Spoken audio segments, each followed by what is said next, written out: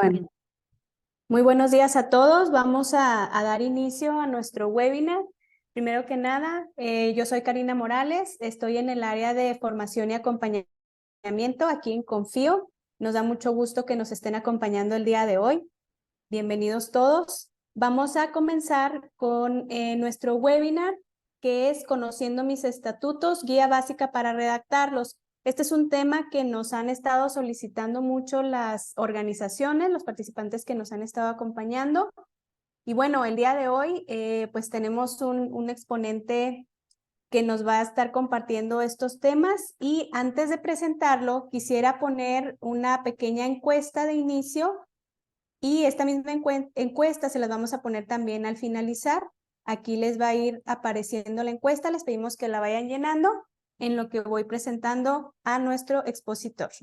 Bienvenidos todos. Les recordamos antes de la presentación que tengan sus micrófonos apagados, y ya ahorita, mientras esté el webinar, nos va a estar compartiendo aquí la presentación el expositor, y si tienen alguna duda pueden escribir en el chat o bien pueden solicitar abrir su micrófono para compartir sus preguntas. Bueno, en este webinar nos acompaña el licenciado Alejandro Sandoval Murillo, quien egresó de la licenciatura en Administración de Empresas en la Universidad de Texas en El Paso, especializándose en Economía y Finanzas. También egresó de la licenciatura en Derecho en la Universidad Autónoma de Ciudad Juárez, cursó la maestría en Ciencias Económicas en la Universidad de Texas en El Paso y maestría en Derecho Empresarial en la Universidad Autónoma de Ciudad Juárez. Ha laborado en el Servicio de Administración Tributaria, centros de investigación académicos, instituciones financieras, medios de comunicación. Fue consultor del Centro Regional para la Competitividad Empresarial y participó como asistente de panelista en una revisión ante panel binacional basada en el Tratado de Libre Comercio de América del Norte. Fue director general de Desarrollo Económico en Ciudad Juárez, AC. Actualmente dirige la firma de desarrollo empresarial Solo Negocios, brindando asesoría en áreas de economía, finanzas, jurídica y organizacional en una visión 360. A su vez, participa en la serie de programas radiales Solo Negocios Radio en Radio Mexicana 1300 AM. Dirige desde hace 20 años Solo Negocios Radio. Participa en diversas publicaciones como revistas empresariales y periódicos. En la Asociación Nacional de Abogados Empresas, sección Chihuahua, fue vicepresidente 2011-2012 y actualmente presidente de sección 2023-2024. Entonces, damos la bienvenida a Alejandro. Muchísimas gracias por acompañarnos el día de hoy y te cedemos el micrófono. Muchas gracias, Karina. Muchas gracias a Confío por promover este evento y gracias a todos ustedes por participar. Acordé con Karina, si ustedes tienen preguntas, quieren interrumpirme, adelante, no hay ningún problema. La presentación ya la tiene ella en el formato PDF para distribuirla. Trae otros 2 documentos adjuntos de los que haré alusión ahorita en la presentación. Y bueno, pues vamos a empezar. Voy a compartirles pantalla. Y Karina, confírmame si ya se ve, por favor. Sí, todo bien, Alejandro, adelante. Bien, déjame cambiar los controles para acá. Y algo ahí, ahí está. Bien. Bueno, represento a la NADE sección Chihuahua. ¿Qué somos? Somos la Asociación Nacional de Abogados de Empresa, un organismo que tiene un poco más de 50 años en el país y aquí en el estado de Chihuahua cerca de 40. Nos dedicamos a la capacitación continua de abogados de empresa. Pensemos en una empresa jerárquicamente, pues está el director general y tiene su director jurídico y a su director financiero. Nosotros nacimos a partir de esas direcciones jurídicas hace pues ya estos casi 50 años, bueno, poco más de 50 años, perdón. Y en su caso, nuestro propósito es capacitar a estos abogados. Con el tiempo nos hemos integrado muchos que somos abogados de despacho, abogados externos, vamos a decir, pero al final del día trabajamos en la idea de constantemente capacitarnos en las diferentes materias especializadas que requieren las empresas.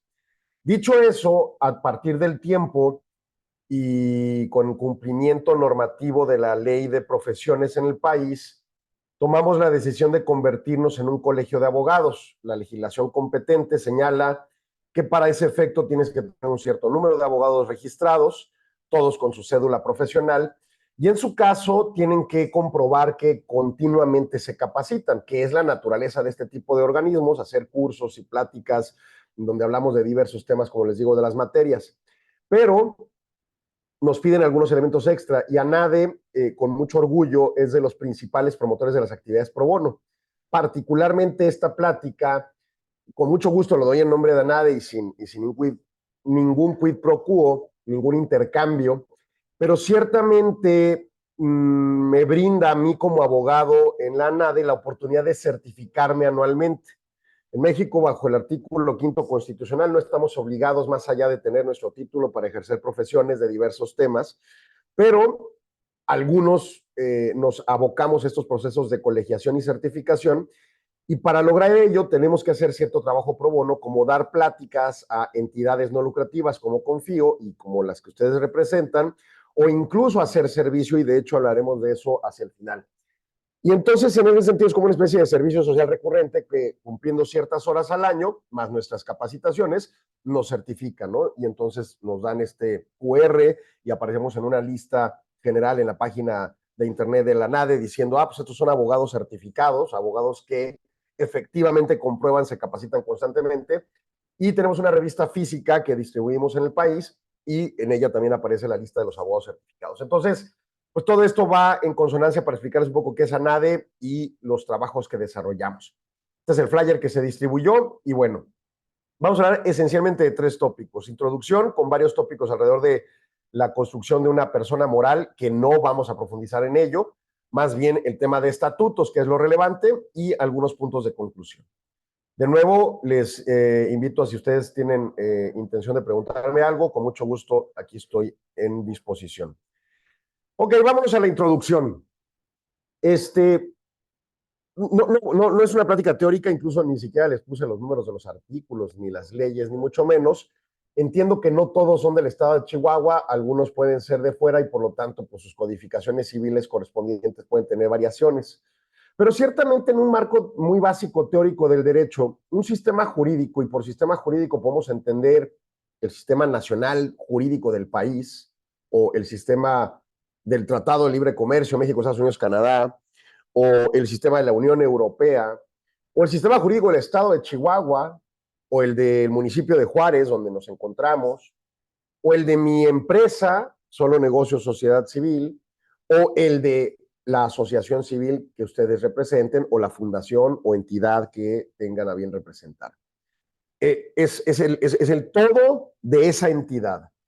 En México, pues tenemos un sistema jurídico con fundamento en nuestra Constitución, Constitución Política de los Estados Unidos Mexicanos, y las 32 entidades federativas, y en su caso la que es la Ciudad de México, en su estadio medio raro de que es entre estado y no es estado.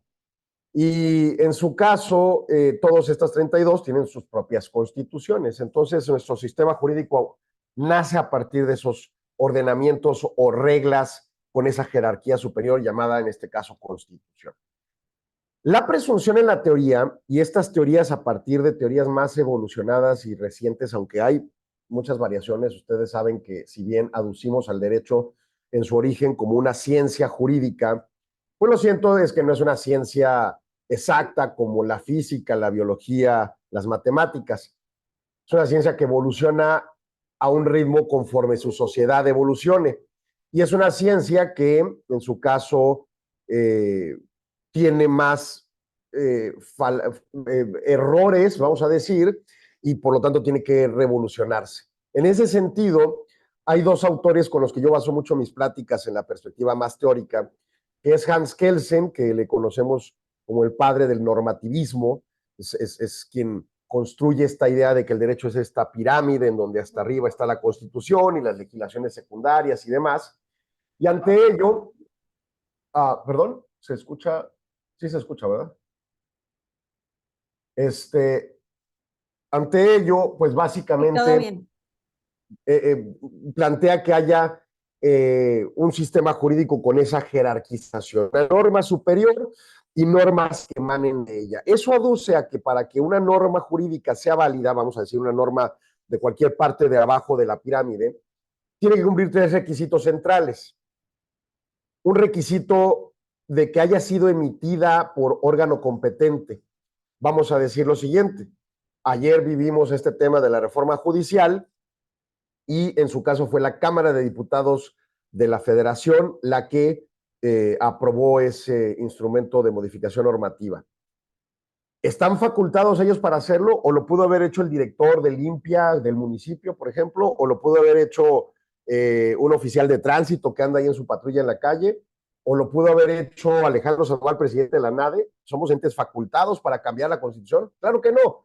Solo es la Cámara de Diputados, la Cámara de Senadores, los congresos de los estados y luego posteriormente la publicación que haga el presidente de la República. Entonces, en esa lógica hay personas que tienen facultades, derechos y obligaciones prescritas para hacer algo, un acto de autoridad, una detención porque me pasó un semáforo, o una multa porque no lo limpié la parte de afuera de mi casa, o cambiar la Constitución, o cobrar los impuestos, o lo que ustedes quieran. Incluso esto mismo aplica adentro de las entidades privadas, como una asociación civil, en donde hay facultades concedidas a ciertos agentes, ciertos individuos, que pueden representar a la sociedad, pueden suscribir cheques, pueden endeudarla, etcétera, etcétera. Entonces, órgano competente. El número 2 es vigencia. Hoy en día, por ejemplo, tenemos pleno conocimiento que desde, si no me equivoco, el año 2004, desaparecimos de nuestro marco constitucional la pena de muerte. Hoy no puede llegar una policía y arrestarme y luego llevarme a la fiscalía y la fiscalía me acuse de X delito y le pida al juez la sanción de pena de muerte a mi persona. Es inconstitucional, no está en el marco constitucional. Existió hace 20 años y no tenía ni 20 años de la última aplicación, así que hace más de 40 no ejecutamos a nadie en México bajo esa norma. Así que hoy en día alguien que quisiera promoverla en términos de aplicarla directamente, no se puede, no es vigente, es completamente inconstitucional. Bueno, entonces nos fijamos si quien hace el acto jurídico o la norma es un agente, perdón, es un agente competente, o dos, si es vigente la norma. Y el tercero, de nuevo, en la lógica de esta triángulo jerárquico, pirámide, donde hasta arriba está la Constitución y emanan las demás leyes, las normas de abajo, los actos de la autoridad, todas deben ser armónicas respecto a lo superior. Y entonces, en ese sentido, ese es uno de los trabajos más profundos que hacemos los abogados cuando nos presentan un caso que potencialmente le llevaremos a juicio, porque la razón de llevarlo a juicio es que estamos señalando que hay algo irregular en esta legislación, aplicación de ley, aplicación de autoridad, con respecto a la armonía del sistema jurídico. Esa misma temática la tengo que llevar a la asociación civil. Su sistema jurídico, la acta constitutiva y los reglamentos y las órdenes y demás, todas las de abajo tienen que ser armónicas con las de arriba. Por lo tanto, reviste una imperiosa relevancia de que hagamos bien los estatutos y que estemos conscientes qué es lo que estamos poniendo, porque de ahí va a emanar cualquier conflicto o resolución de conflicto que ocurra a partir del cumplimiento o incumplimiento de órdenes y circunstancias que se desarrollen en la asociación civil. El mismo tema macropolítico, macrojurídico con la Constitución y nuestro país a nuestra asociación civil. Ante ello, un filósofo del derecho del siglo XX llamado Norberto Bobbio, Hans Kelsen vivió en la época de los 30s y 40s, ¿no? Fue cuando tuvo sus principales aportaciones en Viena. Norberto Bobbio en Italia aporta años posteriores varias ideas alrededor del derecho y tiene un libro llamado Teoría del Derecho. Yo lo usé mucho, Teoría General del Derecho, lo usé mucho para dar clases en el tiempo que di clases.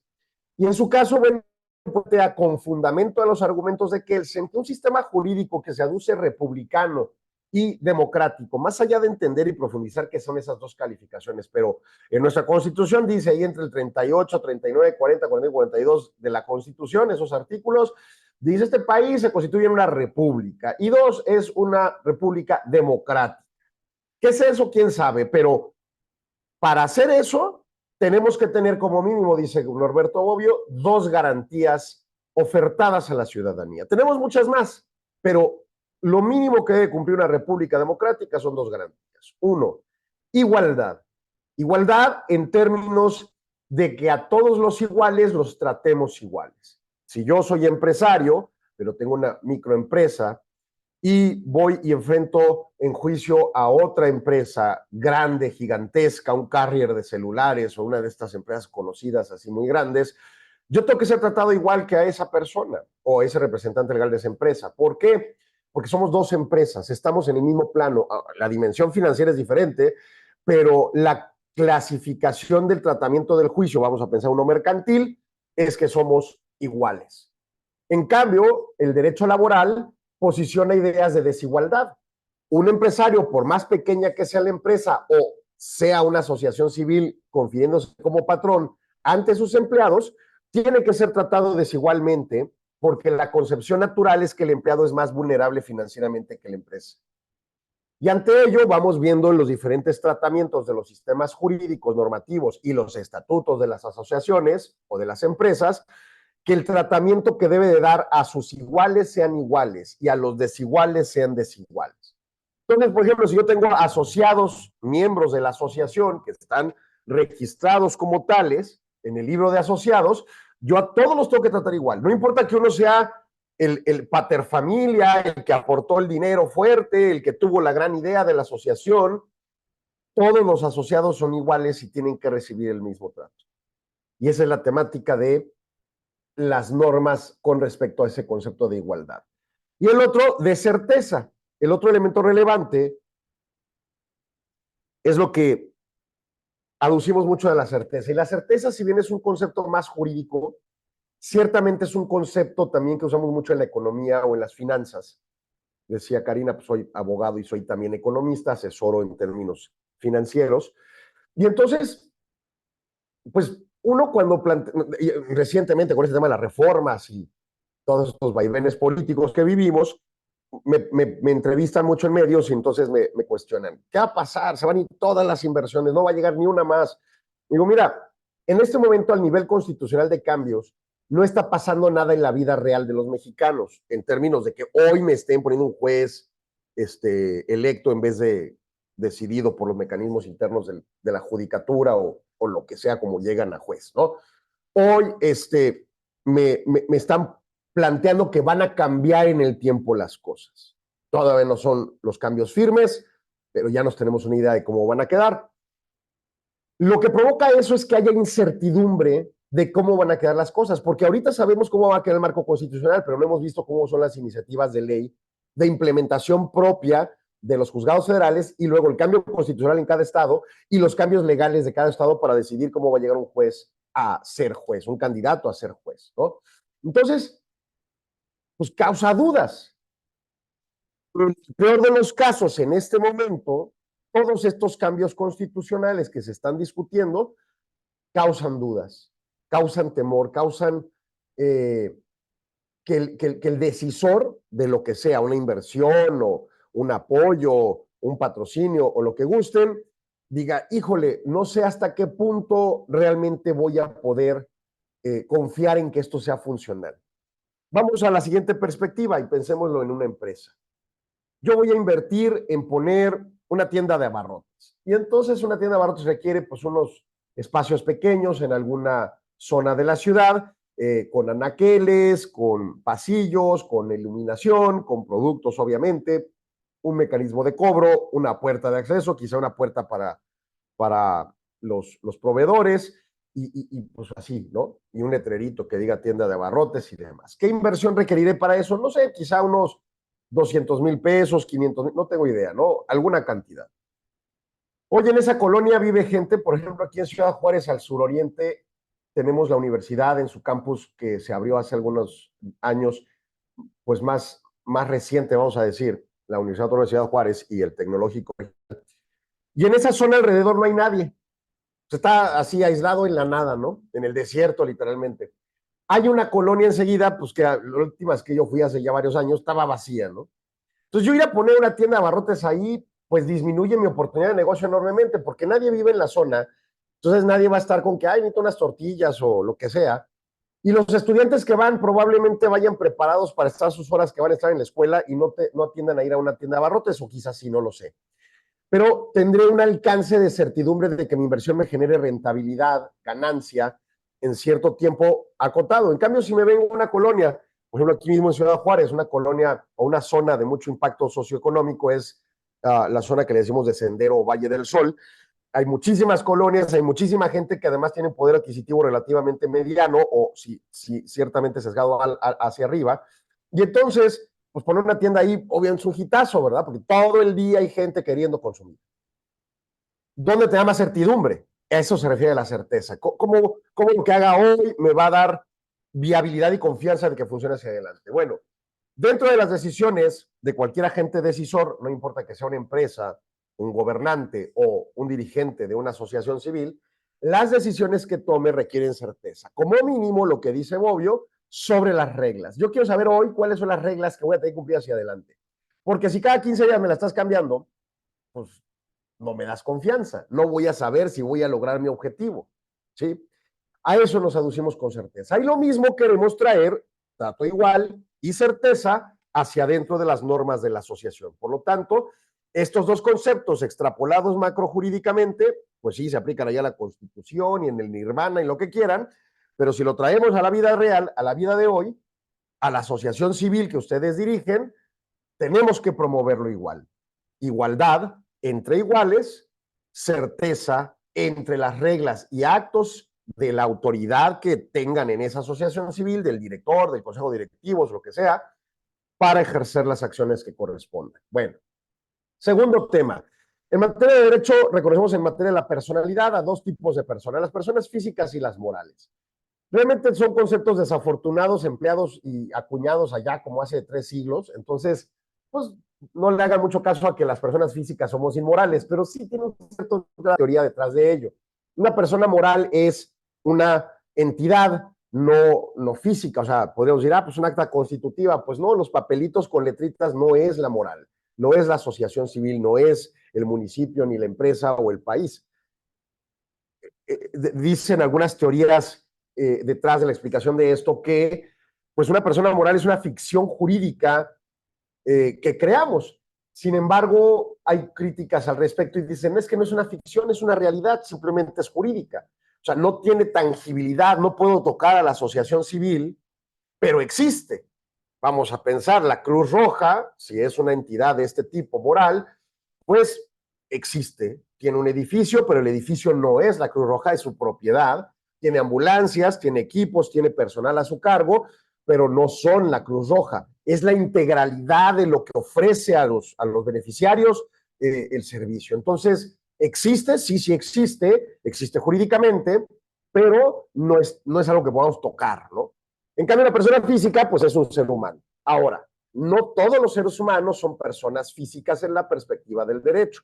La clave del tema es que sea sujeto de derecho y obligaciones. ¿A dónde voy? Por ejemplo, un menor de edad, pues es sujeto de derechos, pero no necesariamente de obligaciones. Y por lo mismo, ciertos derechos se le acotan. Por ejemplo, no pueden trabajar por su propia decisión, tienen que tener autorización de sus padres o sus tutores. Por ejemplo, no se pueden casar, por ejemplo, no pueden adquirir cierto tipo de bienes, sobre todo inmuebles, porque requieren de ciertas autorizaciones y mucho menos los pueden vender, ¿no? O sea, pueden adquirirlos, por ejemplo, bajo la mecánica de sucesión o de donación, incluso de compra-venta en ciertos temas particulares, pero la venta tienen que recibir una autorización de un tercero porque no tienen plenamente sus derechos concedidos. Una persona que hoy en día tiene 30 años de edad no puede aspirar a ser presidente de la República porque la Constitución dice que para ser persona sujeta de la presidencia de la República tienes que tener 35 años. Punto, ¿no? Eso es lo que hay. Entonces, la sujeción de derechos y obligaciones prescrita en una ley, en una constitución, en cualquier tipo de documento, en una acta constitutiva, determinará quiénes son las personas físicas y morales sujetas a esa entidad. En esta lógica, llevándonos a la idea de las asociaciones civiles, que es la mayor tipo de persona jurídica que ustedes emplean, pues son personas morales. Hay una persona física que pueda ejercer actos altruistas, como los que hace una asociación civil, claro. Digo, yo puedo tener mi empresa y mi despacho y demás, pero también llevar donaciones y apoyar a gente en ciertos estadios de vulnerabilidad o incluso crear mecanismos de dar capacitación. Digo, de nuevo, a nadie, no somos un ente altruista, pero nuestro propósito es capacitar. Y entonces yo puedo hacer lo mismo como persona física.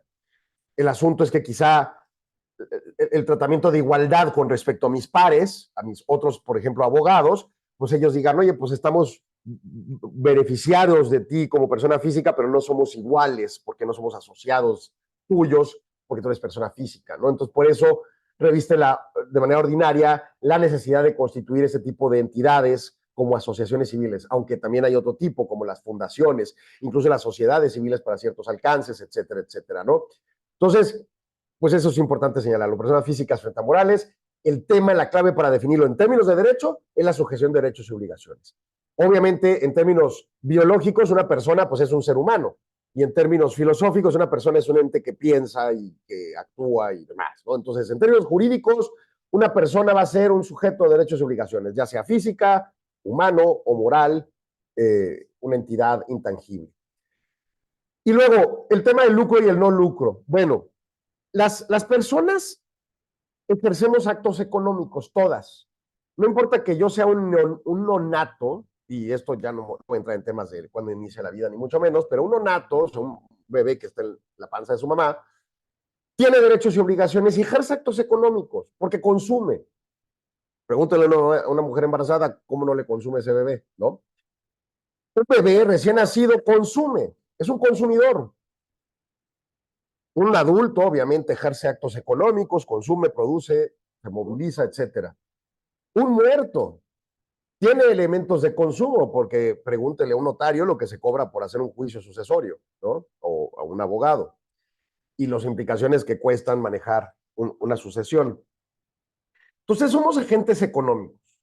Cuando yo estudiaba Derecho primero y como la mitad me metía a Derecho, perdón, Economía, y como la mitad me metía a Derecho, y lo platiqué con el director de Economía de UTEP, donde estudié, y me decía, perfecto, dice, el derecho es la economía aplicada. No lo entendí hasta que llevé la maestría y, bueno, otros tópicos.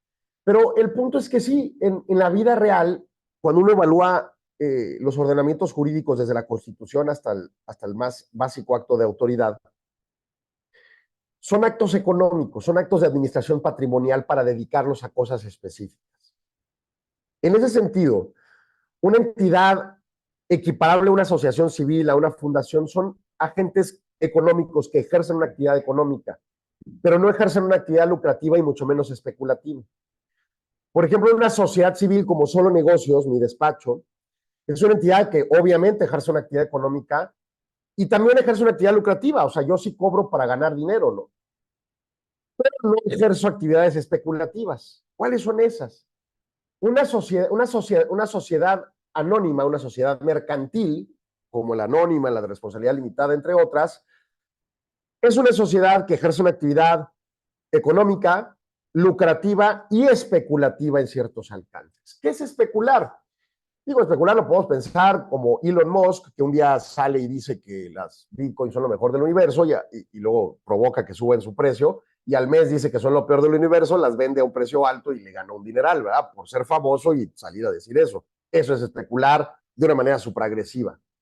Habrán escuchado quizá hace 2 años el tema de GameStop, una empresa que cotizaba en la bolsa de Nueva York y que de repente unos chavitos provocaron altibajos en su valoración al grado que quebraron a un fondo de inversión de manera impresionante.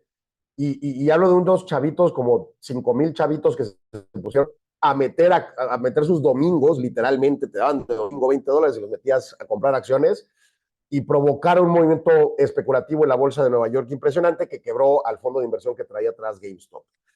Eso es especulación. Y especulación también es que yo tenga mi tienda de abarrotes y compre, por ejemplo, no sé, en vez de comprar nada más 100 latas que yo sé que se van a vender en este mes, compro 500 y entonces acaparo 400 y veo cómo se mueve el precio para ver cuántas saco o cuántas dejo. Eso es una especulación que hace un comerciante ordinario. Las sociedades civiles que normalmente, como mi despacho, ofrecemos servicios profesionales, arquitectos, contadores, abogados, entre varios otros, pues sí tenemos una actividad lucrativa, pero no especulativa. No guardo mis conocimientos para ver si los vendo mejor mañana o no, ¿verdad? El comerciante sí puede guardar esas mercancías y especular con ellas. Una constructora, por ejemplo, de repente nos preguntamos por qué ha subido tanto de precio la vivienda en el país. tiene mucho que ver con la acaparación de inventarios de terrenos y también ciertas políticas públicas de diferentes municipios en el país que han decidido que se construya vertical y las desarrolladoras inmobiliarias no quieren construir vertical, quieren acabarse sus inventarios de terrenos y esparcir, ¿no? Crecer horizontal. Y entonces en esa lógica lo que está pasando es que está habiendo una escasez de viviendas, sube su precio por esas políticas contradictorias entre desarrolladores y los municipios. Bueno, eso es una especulación, ¿sí? Está bien, está mal, es moral, es inmoral, quién sabe. No es el tema. El tema es que jurídicamente es viable y una asociación civil, fundación o demás, que son pues entidades por lo menos con actividades económicas y a veces con actividades, ahí se me fue el concepto, pero bueno, así de apoyar y de beneficiar a vulnerables, ¿no? O de capacitar como la ANADE, o de representar e intermediar como Confío, etcétera. Las actividades lucrativas que ejercemos en tanto sociedades mercantiles como civiles, como los despachos que les digo. Y las actividades especulativas, pues las que ejercen las sociedades mercantiles. Bueno, dicho esto, y yéndome más rápido, las asociaciones civiles se caracterizan por tener una membresía. Tiene que haber 2 o más asociados, son entidades colegiadas, no puede ser un solo asociado. Hay algunos tipos de entidades de actividad económica no lucrativa ni especulativa, como las fundaciones que sí pueden ser constituidas por un solo miembro. Las asociaciones civiles, al menos en Chihuahua, tienen que ser por 2 o más asociados, y estoy casi seguro que en todo el país funciona igual. Hay una libertad de ingreso o salida, y hay un tema que tratar sobre el patrimonio de las aportaciones que ejercen esos asociados. Pero yo no puedo estar obligado a estar en una asociación civil determinada. Ese es uno de los temas que constitucionalmente bloquean la oportunidad de que los abogados busquemos, porque habemos quienes lo buscamos, que sea obligatoria la colegiación. En Estados Unidos, para ejercer el derecho, tú tienes que estar metido en la barra de abogados y pasar un examen anual y demás temas, y te refrendan tu licencia de abogado. En México no. Y entonces nosotros nos quejamos porque hay mucha deslealtad y, bueno, cosas ahí que pasan.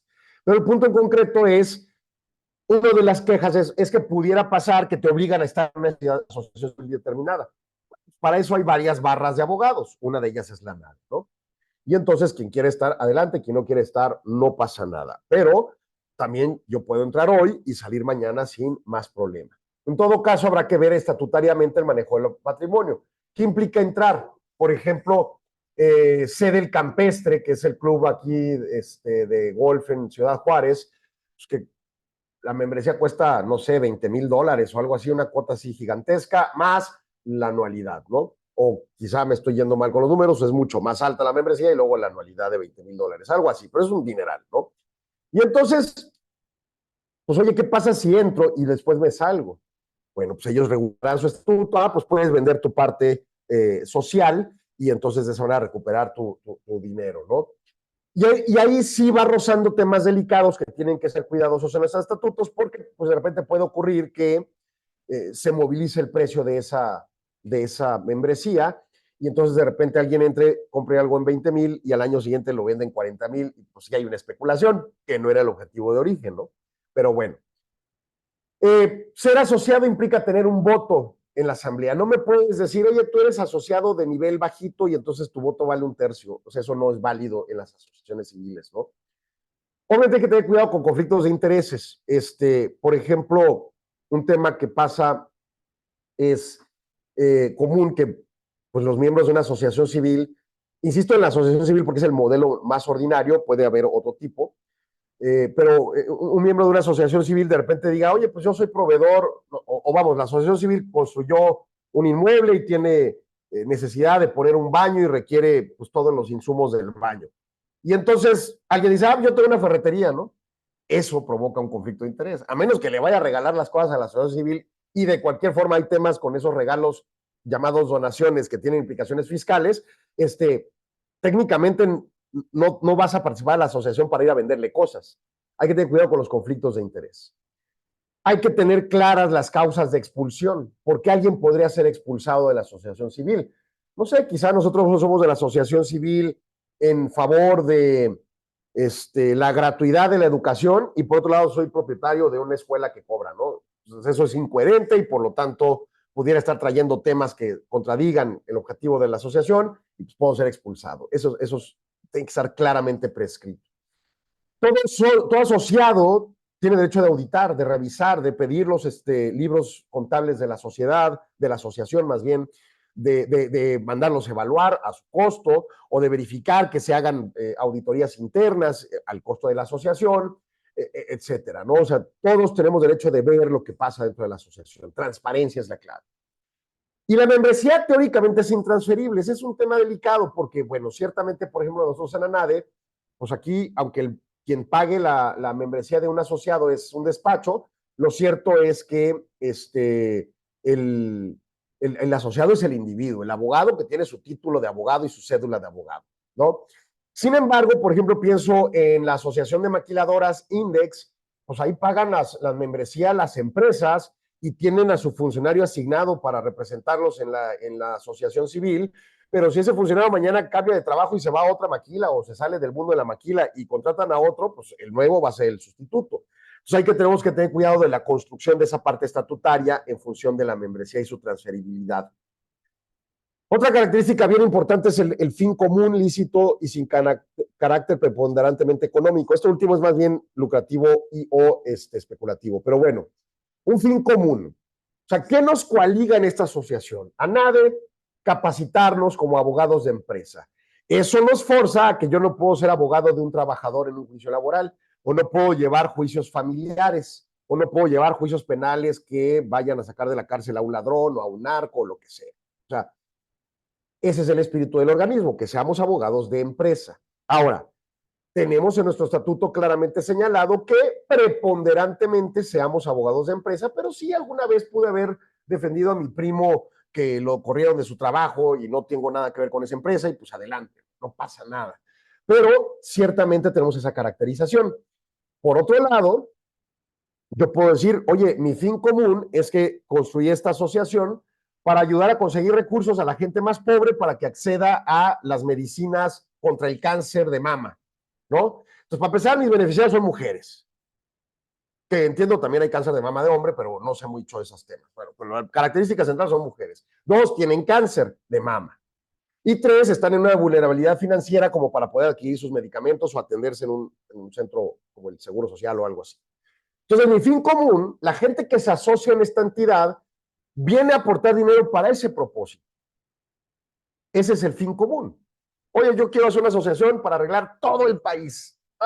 Eso está medio complicado, ¿no? Porque todo el país tiene una confluencia de conflictos pues, sumamente amplia. ¿Cómo defines qué es el conflicto original y funcional de una determinada circunstancia?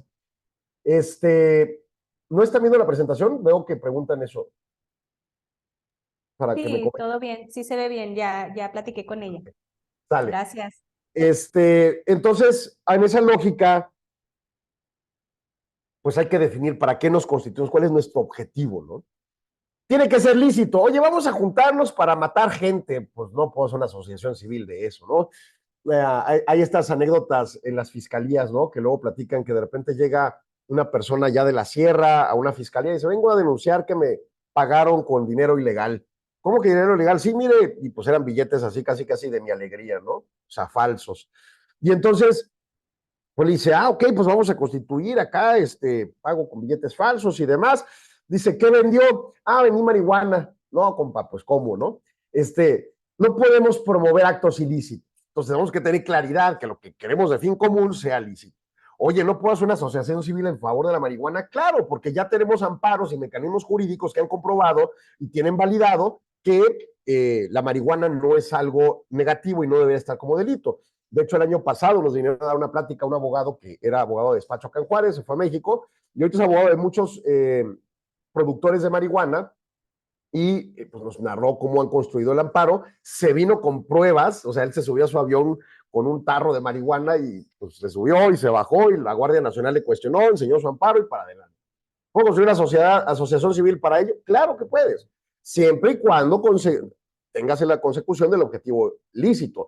Si vas a hacer la asociación civil de la marihuana para evitar que se haga legal y promover que el narco siga enriqueciéndose por ella, pues eso es ilícito, ¿no? Entonces, ese es el tema. Y el carácter preponderante económico, a mi parecer, es una error de la ley, de cómo está escrito.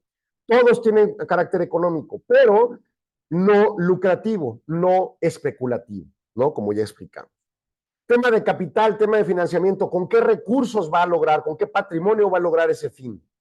Oye, pues aquí nomás nos juntamos para leer, tenemos un círculo de la lectura. Ok, pero pues los libros se compran. No, pues los vamos a traer nosotros. Ok, es una aportación directa de los asociados, pero es una aportación. Oye, pero es que los libros cuestan 2 pesos, pues no pasa nada. No importa que cuesten 1 centavo. Hay una aportación. Hay que reconocer la mecánica de construcción del capital y de acuerdo a su fin, ¿no? Extinción, ¿cómo se va a extinguir una asociación civil, una fundación, etcétera, ¿no? Por estatutos podemos poner reglas, ¿no? Oye, vamos a constituir la asociación civil en pro de la legalización de la marihuana. Y de repente en un año la legalizan, pues ya que se desaparezca, ya no tiene razón de ser, ¿no? Pues ya la legalizaron. Oye, vamos a ponernos de acuerdo, ¿saben qué? Yo ya me cansé de la asociación, tú también, 2/3 partes aprobamos, este es un tema estatutario, pero tiene que ser como de mayoría calificada, y lo aprobamos. Bye, se acabó la asociación. Término de duración, es común ver, sobre todo las asociaciones de los 80s y hacia atrás, de los 90s hacia atrás, que le ponían máximo 99 años, como que era un tema así muy vinculado a, oye, vamos a ponerle una duración de lo que vive un humano máximo, ¿no? O sea, los humanos no vivimos en promedio más de 100 años, quizá menos. Entonces, pues ponle eso. Bueno, hoy en día ya se usa más poner asociaciones civiles con duraciones indefinidas o empresas también, sociedades mercantiles y demás.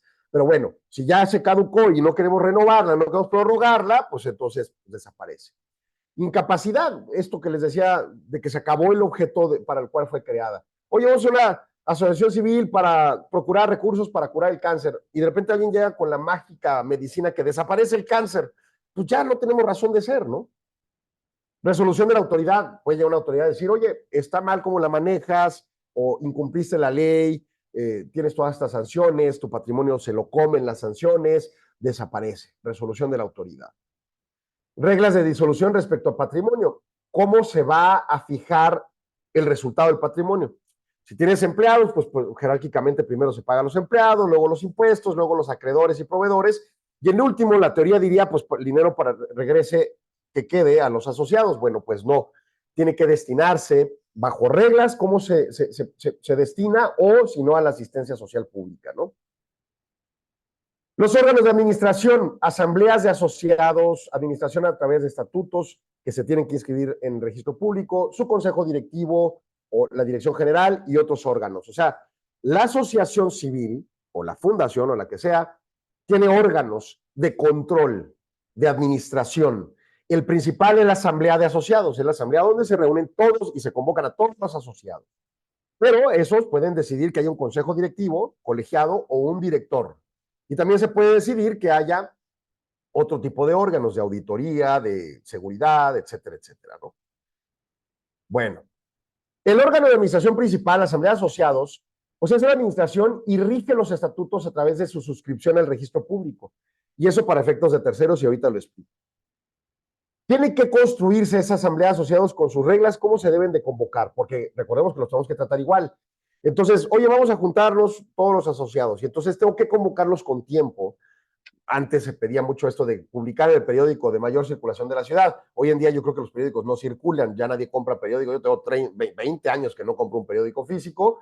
Entonces habrá que ver cómo hacer esa difusión adecuada. 2, una orden del día. Determinar qué vamos a ver en la reunión. ¿Cuáles son las reglas de aprobación? Mayorías simples, mayorías calificadas, de a partir de cuánto quórum, todo ese tipo de reglas que debemos de definir, que normalmente por estándar te los implica la propia ley o el notario cuando vas y haces este tipo de construcción estatutaria, pero son cosas revisables y que pueden cambiarse en cierta medida. ¿Cuáles son los temas comunes que va a haber una asamblea? Pues admitir y excluir asociados, que es una facultad normalmente delegada al consejo directivo o al director, pero se tiene que ratificar al final del día por la asamblea todos los asociados que hayan ingresado en ese periodo determinado. Disolver la asociación o prorrogarla, oye, se acabó su plazo o las razones de la extinción, la disolvemos ya o la prorrogamos. Y los actos de la liquidación, ¿no? O sea, ¿qué se va a hacer con el recurso que quedó? Nombrar directores o el consejo directivo o los directores individuales, etcétera. Revocar los mandatos que hayan realizado, como de directores y de consejeros y demás, y otros asuntos que la ley le determine o los estatutos le determinen. Es evolutivo que con consejos de administración se deleguen muchas facultades de la Asamblea, ciertas no, como disolver, incrementar el capital o ciertas cosas de estas, pero hay muchas cosas que en realidad se le delegan al Consejo. Vamos a pensar, no sé, confío cómo esté constituido, pero asumo que tienen pues su presidente de la Asamblea y tienen quizás socios en diferentes partes del país y apoyan, no sé si están en diferentes partes del país, pero suponiendo, y entonces de repente apoyan a mucha gente en todo el país, a muchas asociaciones civiles. Entonces, quizás sea muy difícil para los asociados que aportan su capital para que construya el fin objeto de confío, participar en todas las actividades. Quizás sean empresarios que están muy ocupados en su mundo y pues nomás aportaron y participan una vez al año en la asamblea de socios. Pero eso no significa que no puedan participar en esa vez al año delegando a través de sus consejeros, de sus comisionados o de otros órganos que construyan todas las actividades que en el diario acontecer mensualmente, semanalmente, tengan que reportarse internamente en la entidad. Entonces, eso es el tema, que tan grande y tan robusta la complejidad que requiera esas delegaciones o no de facultades. Bueno, vamos a entrar ahora sí ya para cerrar en materia. ¿Cuánto tiempo tenemos, Karina? Hasta las 10:30. Ok, perfecto. Así que andamos bien. Bueno, los estatutos, este documento que constituye a la moral, que si queremos identificar a la moral, pues la moral es esta entidad intangible, la física pues es un ser humano, ¿no? Pero ya sabemos, sujeto a derechos y obligaciones. Entonces, para constituir a esta asociación o fundación, etcétera, yo tengo que hacer un contrato escrito y formal. Formal conforme a derecho, conforme a la ley que me brinda soporte para constituir asociaciones civiles o fundaciones o etcétera, etcétera, instituciones de beneficencia privada o la pública, etcétera. La ley me dice qué debe de llevar su constitutiva como mínimo. Dos, si hay aportaciones inmobiliarias o necesidad de tener un inmueble, pues tienen que, ese inmueble se va a adquirir conforme a los lineamientos jurídicos de ese estado, que normalmente la compra de un inmueble tiene que inscribirse en escritura pública, ante notario, arriba de cierto umbral de valor del inmueble, que si no me equivoco debe andar como en 250,000 pesos. Pero lo importante es que, bueno, hay que revisarlo en ley. El patrimonio de la asociación, las aportaciones de los asociados, y por lo tanto se le va a dar el inmueble a esa asociación, bueno, pues eso tiene que cumplir ciertos requisitos de ley en cada estado correspondiente. Por lo demás, hay reglas genéricas para las asociaciones civiles y hay otras reglas más particulares para fundaciones, instituciones de beneficencia privada, entre otras, que generan peculiaridades. Por ejemplo, una muy ordinaria es que la asociación civil es constituible por dos o más asociados, las fundaciones puede ser uno, ¿no? Puede ser un unimembre. Y así puede haber, por eso tenemos esto de la fundación Carlos Slim, ¿no? Es la fundación de él. Quizá hay más gente, no tengo la menor idea, pero podría ser él solo y pues bueno, es su fundación y hará todo lo que haya construido en su estatuto para desarrollar y contratará a los empleados y se le aportará los recursos y lo que se necesite. En cambio, la asociación civil ANADE, pues tuvo que ser constituida por dos o más. Entre los documentos que le mandé a Karina viene el objeto social de ANADE y este otro documento que ahorita les explico, pero digo, no viene toda el acta constitutiva, pero, porque realmente me quiero especificar el objeto social, pero pues en esa constitutiva original que la hicimos en 2009, les dije que tenemos cerca de 40 años aquí en Chihuahua, cierto, pero hicimos la asociación civil formalmente hasta 2009, abogados al final del cabo, ¿no?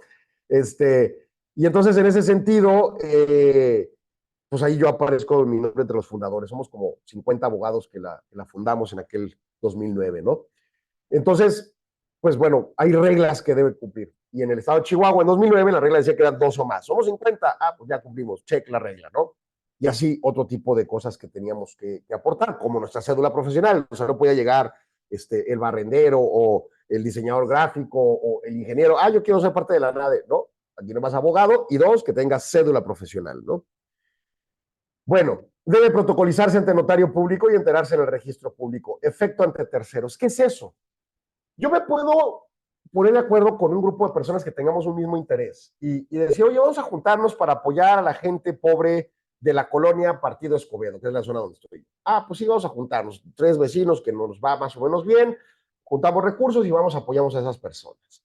Y nos hacemos llamar los héroes de la Partido Escobedo, por decir una tontería. Bueno, sin embargo, no constituimos la asociación, como ANADE no estaba constituida antes de 2009. Entonces nos juntábamos y aportábamos para lo correspondiente. En la NADE pues, se juntaban para dar pláticas sobre derecho y los héroes de la Partido Escobedo para aportar recursos y llevárselos a la gente de menos recursos. Bueno, sin embargo, eventualmente pues empezamos a juntar dinero y empezamos a tener así como que guardaditos y luego ese dinero ¿dónde lo pones? Pues mételo a tu cuenta de banco, pues al cabo eres de confianza. Híjole, pero ya los depósitos en efectivo te cobran un impuesto, ¿no? Se acordarán de los impuestos que crearon en 2007. Y empezaron a haber revisiones al respecto. Y luego, oye, pero pues además necesitamos un gerente, pues contrátate a alguien tú. Ah, caray, pues va a ser mi empleado y no de la asociación civil que pues, no está constituida, ¿no? Si nosotros incluso hacemos el acta constitutiva y los estatutos y toda esta cuestión documental, pero no la protocolizamos y no la registramos en registro público, nunca va a tener efectos ante terceros, nunca va a existir la persona moral como ese ser sujeto de derechos y obligaciones ante terceros. O sea, cualquier bronca, cualquier situación de tratamiento por esos derechos y obligaciones tendrá que ser tratado en lo individual con los individuos que pertenecen, con los asociados que pertenecen a esa asociación. La única forma de que haya efectos ante terceros es que esté publicada en el registro público y sea vigente, que su duración no haya fenecido. Entonces, en esa lógica, pues es un acto ordinario. Oye, ¿cobran una lana? Pues sí, vivir cuesta, esa es la verdad.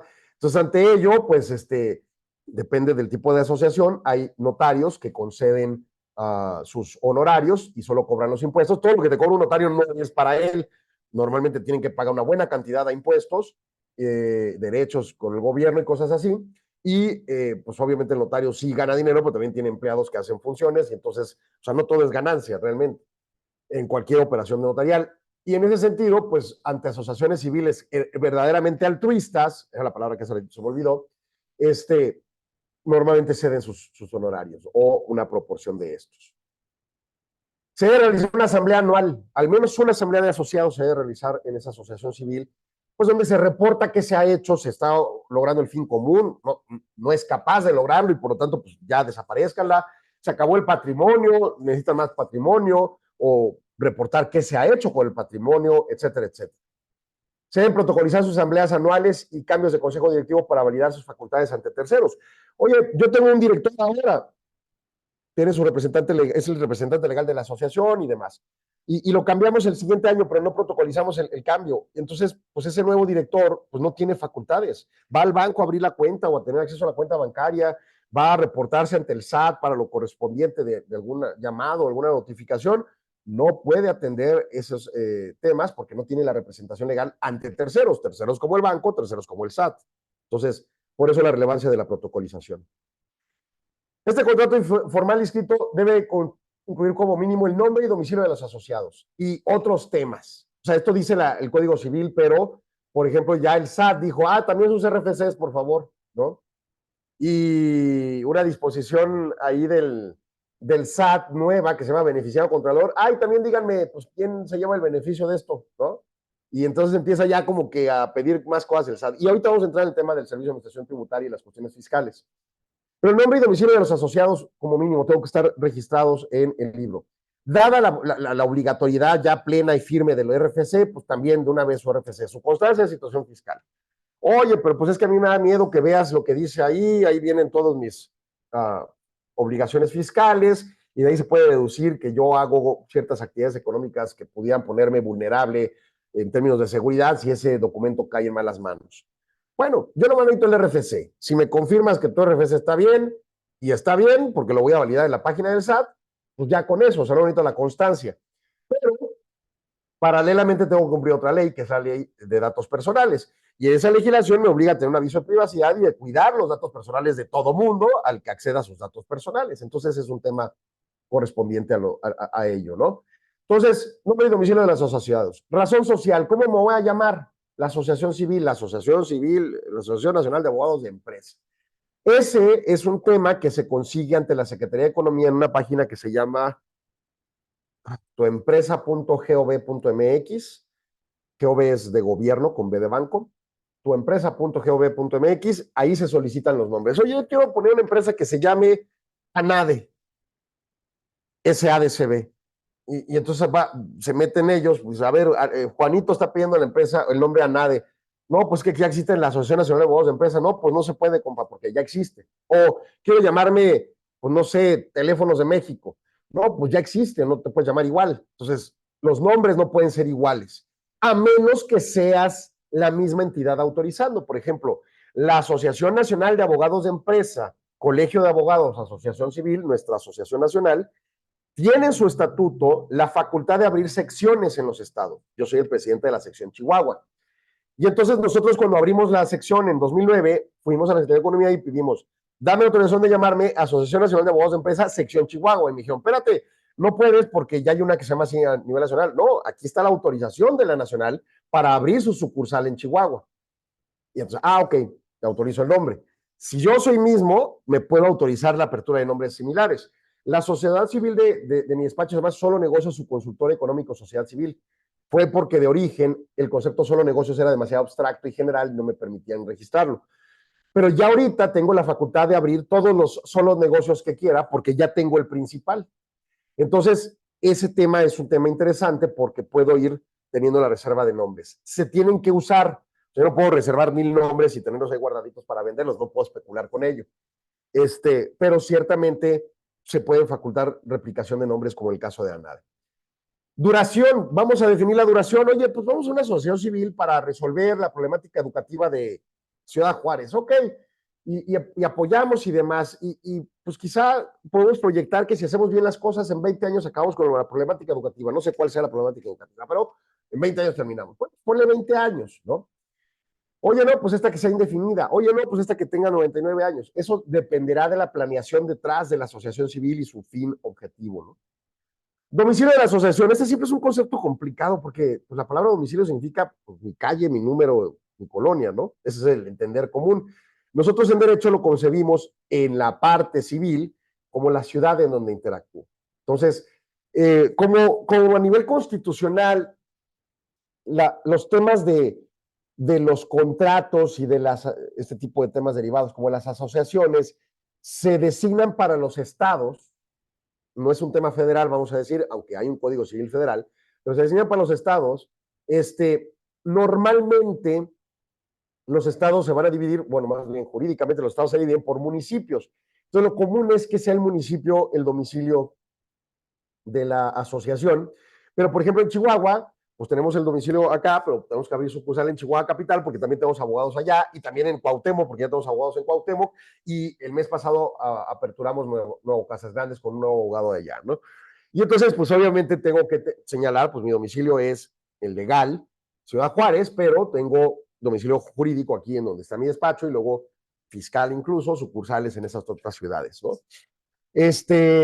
Patrimonio de la asociación, bueno, de nuevo, los recursos, el capital con el que se constituye y con el que va a estar operando. Nosotros, por ejemplo, en ANADE cobramos una cuota anual. Cuando entran nuevos socios, les cobramos una cuota de inscripción. Y con ese recurso, pues tratamos de subsanar gastos como tenemos una gerente que le pagamos un sueldo y pagamos una cosa de estas de Zoom y pagamos ocasionalmente a diseñadores gráficos que nos reformulen la imagen y pagamos sedes para los eventos y cosas así, ¿no? Entonces, bueno, pues proyectamos un presupuesto y en base a eso determinamos las cuotas que terminan siendo el patrimonio. Y luego, ¿qué se hace con el recurso ahorrado? Bueno, pues quizá lo podemos destinar eventualmente para disminuir el costo de los eventos o para, no sé, quizá poder, nosotros en la ANADE Nacional hacemos unos libros, ahí tengo uno, ahorita se los muestro, a ver si me quito aquí, esos como libros que se ven ahí son unos manuales de derecho de empresa y pues los vendemos, cuestan como 1000 pesos, pero pues con el patrimonio nosotros en el consejo local podemos decir, pues déjaselos en 200 a los asociados de ANADE y parte del patrimonio es para que se distribuya el conocimiento, porque ese es nuestro objetivo, ¿no? Bueno, ¿cuáles son las facultades de la asamblea? ¿Cuáles son las facultades del órgano principal? ¿qué va a decidir? Pues bueno, las principales, ¿no? Extinguirla, cambiarle el nombre, aprobar asociados, modificar los estatutos, ratificar las acciones del Consejo, designar al Consejo, revocar los poderes del Consejo, etcétera, etcétera, ¿no? Ciertas actividades que se hacen en esa asamblea. Las facultades del Consejo, pues bueno, operar y administrar, tener la responsabilidad plena de la asociación. Oye, pero es que yo tenía un empleado que se dedicaba exclusivamente a X actividad. Pues sí, y lo hizo mal y hasta delictivamente. Pues tendrá por la parte delictiva personal su sanción, pero el Consejo Directivo es el pleno responsable de toda la actividad de esta asociación. Y entonces, pues se tienen que fijar cuáles son sus facultades y sus obligaciones, cómo debe de reportar, cómo debe de rendir la transparencia, cómo debe de autorizar una membresía nueva, etcétera, etcétera, ¿no? Derechos y obligaciones de los asociados. Ok, pues tú vas a participar en la asamblea, nada más aportas tu dinero y ya, ¿y qué más? Tienes derecho de acudir al Consejo de Administración por naturaleza a requerir información, aunque no seas parte del Consejo de Administración. Sí, sí tienes derecho, pero ¿cómo? O sea, voy y le toco al presidente, oye, préstame los libros contables, o le tengo que mandar un escrito, o un correo electrónico, o con un WhatsApp, o cuál es el formato de los reportes que me tiene que enterar, sé de contabilidad para recibir los libros contables completos, o ni le entiendo y necesito mejor un resumencito, cuáles son las mecánicas, ¿no? No solo es definir la parte sustantiva de que tengo derecho a ver los números, sino cómo establezco y ejerzo ese derecho, ¿no? Y bueno, pues el tema crucial, el objeto social. El objeto social, bueno, ya aquí ya, esto era como de explicar esas cosas de atrás. Facultades, échenle ojo aquí en lo puse para regresar, aquí a lo que habíamos narrado de cómo es la asamblea y cómo se construyen sus ciertos lineamientos determinados, ¿no? Aquí me regreso uno, pues básicamente esto ya lo expliqué. Derechos, extinción y liquidación. ¿Cuáles son las reglas? ¿Qué va a pasar en el escenario que decidamos por consentimiento o por incapacidad o por resolución judicial? ¿Qué va a pasar con el patrimonio? ¿Cómo se va a dividir? ¿Nos lo dividimos entre los asociados? Pues en principio no. En principio, si, no sé, por ejemplo, pienso mucho en los rotarios, que hacen muchas actividades a favor de grupos vulnerables diversos, y entonces pues alguien que llega a Rotario y paga su cuota y paga y aporta sus recursos, pues no está esperando cuando se muere el Rotario y se liquide, que le regresen el cambito, ¿verdad? O sea, no es la expectativa. Si queda algo de recurso, pues ahora le apórtese a una institución de beneficencia pública o a otro Rotario, o no sé, o sea, son reglas que tenemos que predefinir en la construcción estatutaria, ¿no? Y finalmente el objeto social, que es la parte más toral. ¿Qué es? Bueno, este es un problema, porque yo les puedo narrar una cosa y a mí en la escuela me enseñaron una cosa y hoy en día las autoridades ejercen otra. Y ni modo, hemos permitido que distorsionen las legislaciones y provoquen una dolencia grave de técnica jurídica para construir esas legislaciones. Yo ahorita estoy escribiendo varios artículos, de hecho el lunes tengo que mandar el siguiente para la revista de ANADE, criticando este tema y de hecho entre este que viene y el siguiente voy a criticarlo así como que a la yugular.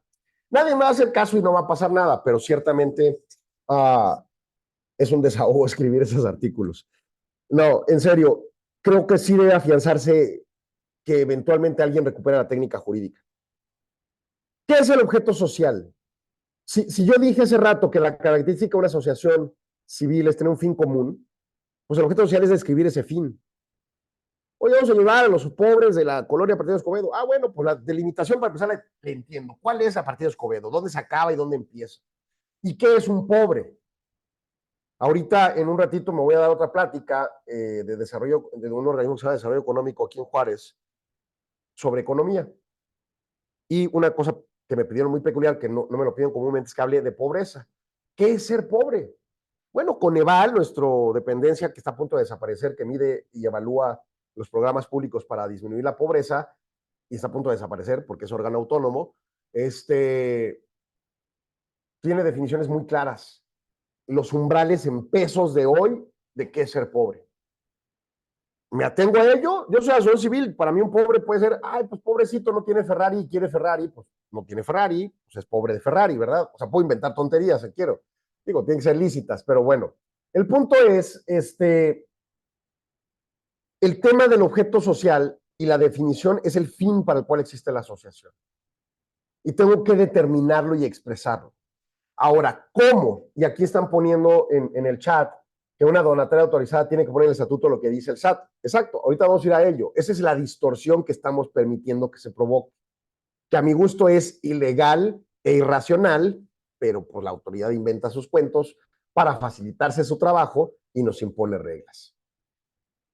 ¿Qué es la planeación estratégica frente a las actividades específicas? Miren, yo no sé si tengan experiencia en empresas, pero para mi gusto cualquier entidad, hasta un país, tendría que tener una planeación estratégica. Bueno, el país, Claudia Sheinbaum Pardo, tiene que postular y publicar un Plan Nacional de Desarrollo antes de marzo de 2025. El gobierno del estado tuvo, esta María Eugenia Campos, tuvo que haber postulado un plan estatal de desarrollo y el municipio hace lo propio, y una empresa y una asociación civil debe hacer lo propio. Una planeación estratégica. Mi visión, mi horizonte, mis valores, mis políticas, mis tácticas, mis objetivos, mi trazado de, de base para planear, presupuestar y ejecutar mi fin. La planeación estratégica la puedo reducir a entenderla entre esa misión, mi razón de ser, y mi visión, a dónde quiero llegar, en qué plazo de tiempo. Si eso es cierto, si mi objeto es trazar ese fin de esa manera general y abstracta, frente a concreta y específica, diciendo exactamente qué cositas voy a hacer. Eso de hacer exactamente qué cositas voy a hacer es el plan de negocio. La planeación estratégica es el argumento filosófico de la entidad. Las actividades específicas, el diario acontecer se traza en el plan de negocio. El objeto social, en mi opinión, se encuentra en la planeación estratégica, no en el plan de negocios, no en el diario acontecer. Si me voy a derecho comparado en Estados Unidos, cuando construyo las bylaws para una empresa, los estatutos, yo puedo poner completamente válido to do business within law, hacer negocios dentro de la ley. ¿Qué? Lo que sea. El negocio que sea, pero dentro de la ley. Entonces, en Texas no se autoriza la venta de marihuana, pues yo lo puedo poner empresa de marihuana. En Colorado sí, pues allá sí puedo. En Texas se autoriza vender enseres domésticos, pues claro, hay supermercados, pues yo puedo poner empresa de supermercados y mañana una empresa que venda máquinas de automatización y mañana una empresa que venda celulares, mañana una empresa que haga mesas, etcétera, etcétera. Puedo hacer negocios dentro de la ley general y abstracto y ya definiré mis obligaciones fiscales, legales, contables, de relaciones laborales, etcétera, conforme las actividades específicas se desarrollen y cumpliré. Ante el incumplimiento, ante la cultura de no pago de impuestos, de no cumplimiento laboral y demás, nuestras autoridades han ido yendo al sesgo de imponer criterios que distorsionan todo esto. Del objeto social siempre se van a dar implicaciones legales, contables y fiscales. Si yo pongo en mi objeto social cierta actividad, pues contablemente tiene implicaciones. En México, nuestro Código de Comercio determina cuáles son los estándares contables, las normas de información financiera se le llaman. Dichas normas de información financiera son construidas por el CINIF, el Consejo, no recuerdo qué es la I, Nacional de Normas de Información Financiera, algo así se llama. Y el CINIF es una entidad integrada por contadores, la Secretaría de Hacienda, el Colegio de Contadores, el IMEF, que es uno de los organismos que participo, etcétera, etcétera. Y nos ponemos de acuerdo para definir cuáles son las reglas para construir una contabilidad de manera adecuada. Ante ello, pues básicamente dice, oye, si tú te dedicas al arrendamiento, pues tienes que llevar así tu contabilidad. Si te dedicas a ser una asociación civil y rentas un inmueble, te tienes que abocar a deducirlo de esta forma, en la deducción contable. Y luego llega el SAT y dice, no, pues a mí la contabilidad del CINIF no me gusta, yo construyo la fiscal y te pido estos criterios. Entonces, el objeto social va a derivar de implicaciones legales, laborales, de derecho administrativo, sociales, ambientales, contables, fiscales, etcétera. Pero entonces, ¿qué fue primero, el huevo o la gallina? Aquí es muy claro, la asociación civil y el código civil. Sin ello, no existiría una repercusión en ninguna de las demás cosas.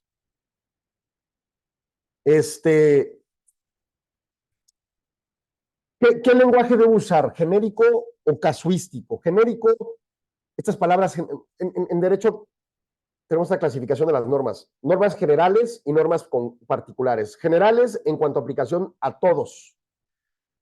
Particulares en cuanto a aplicación a algunos. Y normas abstractas, normas concretas. Normas que se aplican siempre, 31 fracción cuarta de la Constitución, siempre debo de pagar impuestos. Debo aportar al gasto público. Artículo 85, creo que de la Constitución, señala que el presidente tiene que ser una vez al año un informe de gobierno. Este es una abstracto, es el 31 fracción cuarta, que pago siempre impuestos. 35 dice hacer su informe de gobierno. Es concreto, es un informe de gobierno, el presidente. ¿Sí? Entonces, en esa lógica, y casuístico va en el mismo sentido. Es un lenguaje que tiene que ser general y abstracto, aplicable a todos, muy sencillo, o casuístico, casos muy específicos, muy concretitos. Yo voy a poner la Asociación de Héroes del Partido Escobedo para ayudar a los pobres, o a los pobres que carezcan de acceso a los alimentos más básicos de la canasta que determine el INEGI por su contabilización de la inflación. Eso es algo muy específico, ¿no? El problema, como lo señalaron ahorita con el tema de la donataria, es que sí, eventualmente las autoridades nos empiezan a pedir esas especificidades fuera de lugar. Pero además no es culpa de las autoridades. Esto lo inventaron los bancos en los 70s. Los bancos empezaron a decir, y no fue culpa de los bancos, lo empezaron a hacer a partir, pues, de cosas irregulares que hicieron en contra de los bancos, en donde alguien, una asociación o una entidad, empresa, pedía un financiamiento y luego no lo pagaba, y luego el banco lo demandaba, y la asociación decía, pues es que tú no me debiste haber prestado porque mi estatuto no dice que yo tenga derecho o facultades de pedir financiamiento, así que tú te equivocaste. Y hubo bancos que ganaron, deudores que ganaron juicios de esos, ¿no? Entonces, ¿qué hizo el banco? Pues, ¿saben qué? Ya no van a dar un crédito a quien no tenga absoluta claridad en sus estatutos de que pueden pedir prestado y cuánto y quién firma y cuántas facultades tiene y lo que sea. Y empezaron a pedir casuisticidad en el desglose de los objetos sociales. Y luego, más reciente, las autoridades se empezaron a dar cuenta de los golazos que les meten: no pago impuestos, depredación de derechos laborales, depredación de derechos de seguridad social y demás, y empezaron a construir un sistema normativo sumamente robusto, en mi gusto mal estructurado, y violando esta perspectiva de lo que el objeto social realmente debería de ser, pero empiezan a pedir cosas muy casuísticas. Bueno, cláusulas genéricas. Temas de finanzas, de alianzas, de garantías, de derecho de uso, propiedad de activos, permisos gubernamentales, vínculos laborales, fines restrictivos. Prácticamente todas van a decir, tienes derecho a acceder a una cuenta bancaria, a suscribir títulos de crédito, pagarés, pedir prestado, a rentar, a comprar, a subarrendar, ser subarrendatario de un inmueble para ocupar tus oficinas, tu domicilio específico, a obtener los permisos gubernamentales que sean competentes para ejercer tu función. Oye, yo me voy a juntar para juntar recursos y apoyar a la gente vulnerable. Muy bien, pues tu oficina tendrá que tener un derecho de uso de suelo y una licencia de funcionamiento. Son los básicos permisos, ¿no? Oye, no, pues nosotros vamos a juntar para hacer operaciones a corazón abierto y vamos a contratar médicos, cirujanos especializados. Bueno, pues para empezar tienes que tener permiso de hospital, ¿no? Y de tercer nivel, o no tengo idea cómo se manejan esas cosas, y tienes que contratar a los médicos, y tienes que tener el equipo, y tienes que tener los permisos de importación del equipo porque seguramente no se hace en México, y bla, bla, bla, ¿no? Entonces, todos los permisos gubernamentales que sean competentes. Los vínculos laborales. Oye, tienes facultades de contratar y de despedir y de responder demandas y conciliaciones y todos los manejos laborales correspondientes. Fines restrictivos. Oye, nadie, ahorita se los voy a mostrar, tenemos un fin restrictivo. Oye, no podemos vincularnos a actividades religiosas. Oye, no podemos vincularnos a actividades político-electorales. Es restrictivo, punto. Son cláusulas genéricas que normalmente se van poniendo, sobre todo por estándar en cierto tipo de entidades homogéneas o similares. Objeto social, las cláusulas impuestas por la ley. Ese primer enlace abre la página de donatarias autorizadas del SAT. No la voy a abrir, pero pues, abre la página y ustedes ahí verán y podrán explorar 1000 temas. Viene la lista de donatarias autorizadas. Eso quiere decir que tienes que estar claro de que si tú accedes a ese beneficio fiscal, pues vas a salir una lista todo el tiempo. Si eres cumplida y peor si eres incumplida. Dos, ¿qué es ser donataria autorizada? Para quien no sepa, porque es válido, es que los recursos que recibes, sobre todo en entidades que apoyan a vulnerables o que apoyan estudios científicos o ciertas características que da la ley de impuesto a la renta, sus recibos fiscales de emisión, o sea, yo recibo el dinero, yo soy la asociación civil, recibo el dinero y emito un CFDI, una factura, ese recibo es deducible fiscalmente. ¿A qué voy? Acuérdense que uno como contribuyente, sobre todo yo como abogado, por ejemplo, emito mis recibos honorarios a mis clientes y puedo deducir lo que gasté efectivamente para lograr hacer mi trabajo. ¿En qué gasta Alejandro Sandoval para hacer su trabajo? Pues en su cuota de ANADE para capacitarse, en los eventos que participo, en los sueldos de mis empleados, en las computadoras, en los sistemas de internet, en la renta del edificio, etcétera, etcétera. Eso es un gasto deducible. Oye, si llega a Pronicáncer y me pide recursos y se los doy, pues en principio no es mi actividad anda dándole recursos regalados a nadie y por lo tanto no es deducible. Pero dice la ley de impuesto de la renta, bueno, pues te autorizo deducir si esa asociación recibe esta clasificación o autorización de donataria autorizada y entonces su CFDI te es deducible a cierta proporción de tus ingresos en el año. Y entonces eso ya hace más atractivo que la gente done recursos a las asociaciones civiles que se dedican a actividades altruistas. Para ello hay que construir todo un sistema normativo vinculado al tema de donatarias autorizadas. Bueno, el que sí voy a abrir es este archivo que se llama Modelo de Estatutos Sociales. ¿Están viéndolo, Karina? No lo voy a ver todo, pues está larguito, pero es un documento que emite el SAT en donde propone, impone, gracias. Esta es una guía realmente, donde lo impones en las reglas misceláneas, ¿cómo se llaman las reglas? Resoluciones misceláneas fiscales. Aquí dice muy claro, donde está en rojito es a fuerza, donde está azul es optativo, ¿no? Y entonces, pues ahí vienen narrativas de qué son actividades asistenciales. Esto que está en marcado rojo no es a lo que se refiere obligatorio, simplemente hace comentarios específicos y vamos a ir a un ejemplo. Dice, una empresa que otorga, una asociación civil que otorga becas, dice, tendrá que decir esto exactamente, punto. Si hay una coma mal, si hay una vocal mal acentuada, va tu donataria autorizada. Y realmente es una tontería, pero pues así es. Y de nuevo, hemos llevado la casuisticidad a implementarse por una u otra razón. Y entonces esta asociación civil tiene que decir otorgar becas para realizar estudios en instituciones de enseñanza que tengan autorización o reconocimiento de validez oficial de estudios en los términos de la Ley General de Educación o cuando se trate de instituciones en el extranjero, estas estén reconocidas por el Consejo Nacional de Ciencia y Tecnología, que ya se llama CONACYT con H, las cuales se otorguen mediante concurso abierto al público en general y se asignen con base en datos objetivos relacionados con la capacidad académica del candidato. Donde diga otra cosa, bye, ¿no? Entonces, ese es el tema.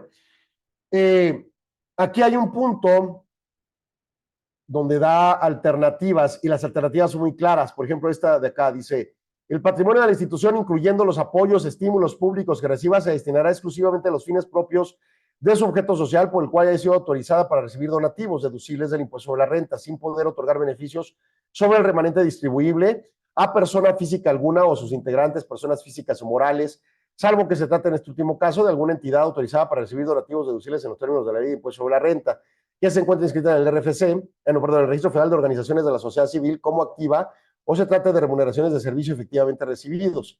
La asociación institución no deberá distribuir entre sus asociados remanentes ni rendimientos de los apoyos, estímulos públicos que reciba. Lo estipulado en el presente disposición es de carácter irrevocable. O sea, es una cláusula que uno tiene que ir exactamente así y dos, no puede cambiarse. O sea, la asamblea queda restringida de poder cambiar esa cláusula. Claro, la verdad es que sí la puede cambiar, solo que va a perder la autorización de donataria autorizada, ¿no? Y bueno, ese es el tema de este documento, el cual también va junto con los documentos que le distribuí a Karina. Es un documento que... Están preguntando en el chat que si lo de las becas también se tendrá que llevar a cabo si es escuela particular. Pues de hecho, yo digo, no dice ahí y no leí completo para atrás, pero yo asumiría que eso es nada más para escuelas particulares. Porque la educación pública pues se supone que es gratuita. Lo que te cobran son cuotas, ¿no?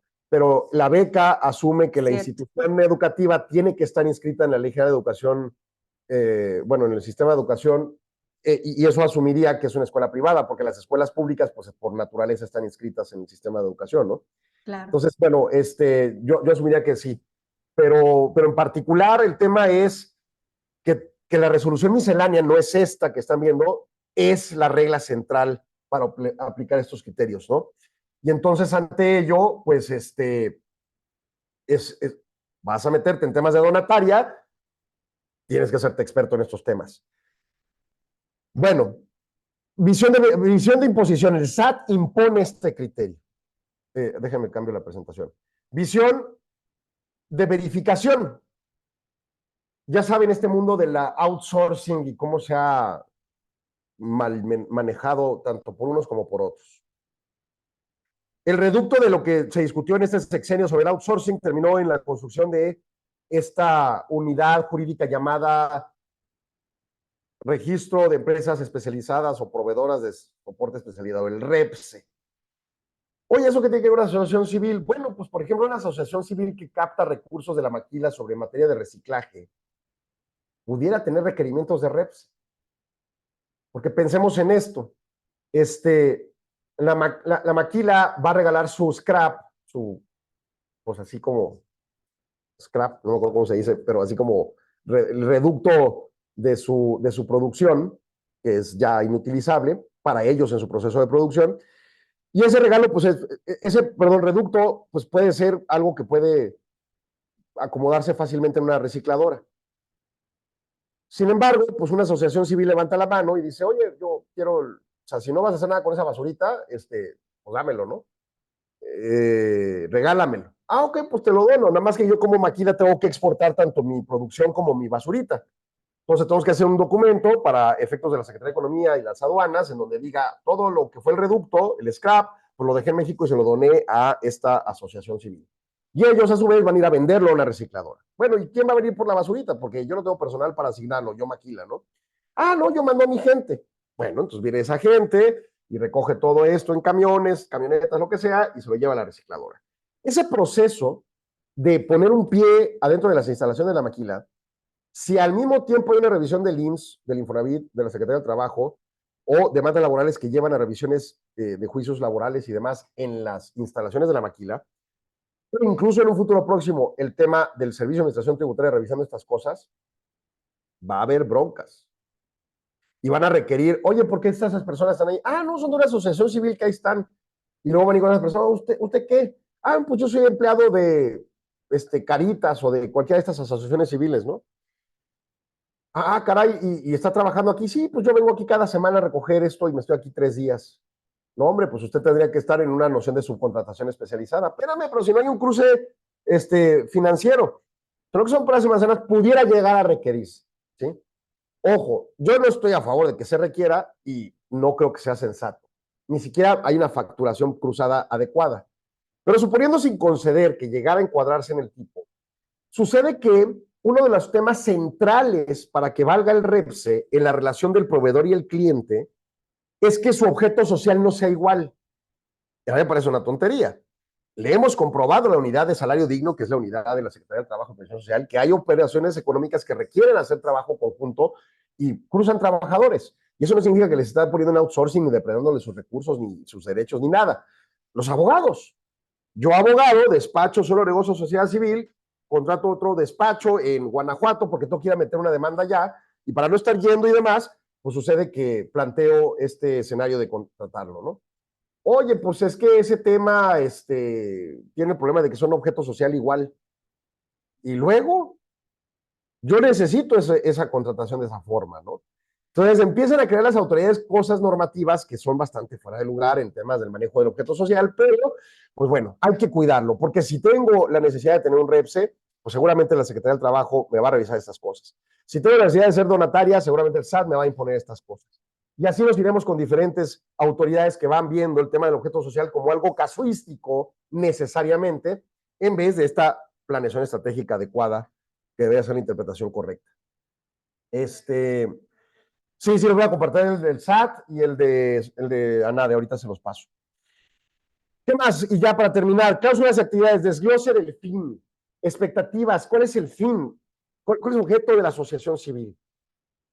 ¿Cuál es la tarea que quieren llevar a cabo? ¿Y cómo la puedes explicar en un lenguaje sencillo, no simplista, es formal, no técnico, supratécnico, sino en ese concepto radica la sencillez, y de alguna manera que sea explícito para que claramente digamos, oye, yo voy a hacer una asociación civil que va a ayudar en contra del cáncer. ¿Qué vas a hacer? ¿Curarlo con médicos y equipos y cosas? ¿O cuestiones psicológicas o cuestiones de recursos para que alguien en vulnerabilidad compre sus medicinas? Esos son los estadios a los que tenemos que llegar a la definición específica. Oye, usamos un lenguaje informal, corto, sencillo, frente a un lenguaje formal, largo y técnico. Yo creo que es una mezcla. Tiene que ser formal, tiene que ser sencillo y tiene que ser largo o corto en función de la explicación clara de la actividad que quieres llevar a cabo.